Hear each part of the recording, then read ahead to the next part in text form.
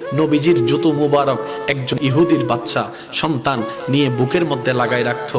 একটা দিন যখন নবীজির রহমাতুল লিল আলামিন খবর পেয়েছেন ও ছেলেটা অসুস্থ, নবীজি সবকিছুকে ফেলে ওই ছেলেকে দেখার জন্য চলে গিয়েছেন। সুবহানাল্লাহ।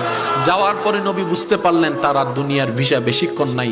রবের কাছে দোয়া করলেন, ও আল্লাহ, আমাকে মোহাব্বত করে আমার জুতা নিয়েছে, আমাকে মোহাব্বত করে আমার জুতা বুকে নিয়েছে।